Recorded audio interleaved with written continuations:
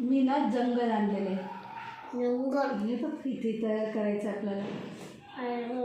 पाणी अरे हो रे, पाणी आहे रे ती. नारळ नारळाचं झाड. झाड आणि त्याच्या मागे काय आहे रे? माती डोंगर आहे, डोंगर, टेकडी, आणि पक्षी पक्षी, आकाश आकाश. आणि ते झाड, तिथे एक जंगलामध्ये झाड आहे बघ, वडाचं. जंगल जंगलामध्ये वडाचं झाड आहे. त्याच्या बाजूला आपल्याला झाडं लावायची आहेत. हे बघ, मी झाडं देते तुला. हे घे झाडं, घे झाडं. छोटी मोठी क्रमाने लाव आधी, उत्कर्ष.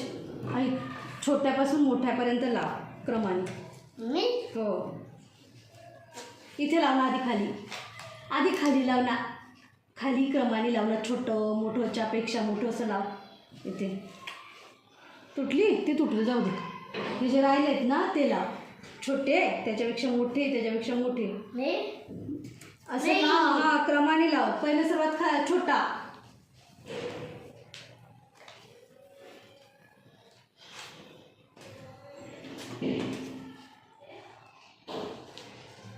दूर दूर लाव झाडं. जंगल मोठं तयार झालं पाहिजे तुला.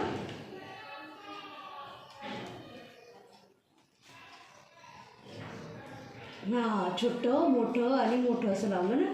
आता माझ्याजवळ 2 झाडं आहेत. तर एका झाडाची पानं लाल आहेत. ऐक, एका झाडाची पानं हिरवी आहेत.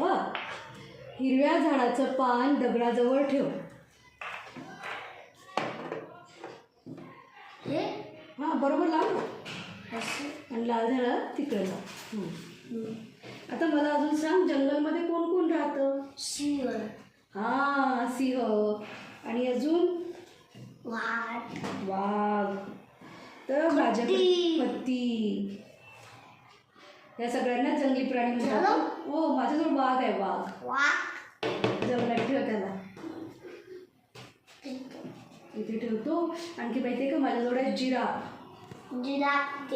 जिराफ कसा असतो?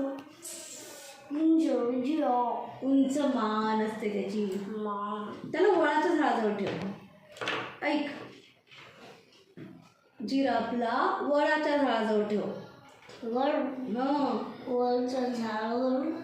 वडाच्या झाडाजवळ ठेव. माहिती का, वडाचं झाड, त्याच्यावर पक्षी आहे. ते वडाचं झाड आहे. जरा बघ जंगलात पक्षी.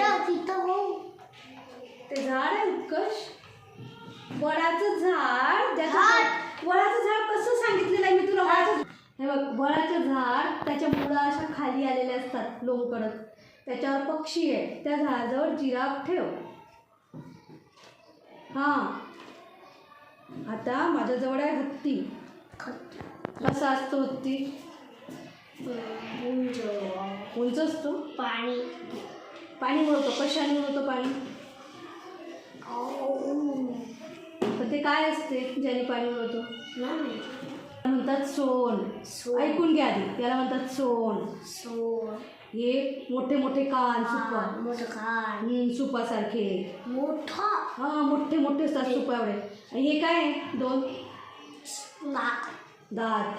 आता हे ऐका, हे हत्तीला तू लाल पानाच्या झाडाच्या जवळ ठेव. जवळ.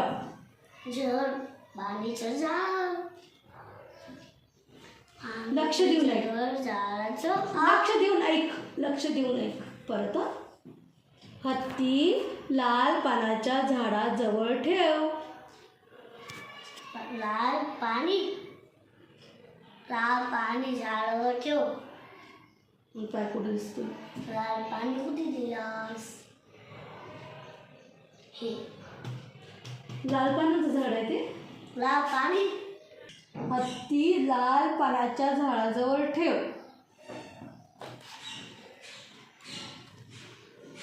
ओके, झोपवलं त्याला. हां, आता माझ्याजवळ आहे गेंडा.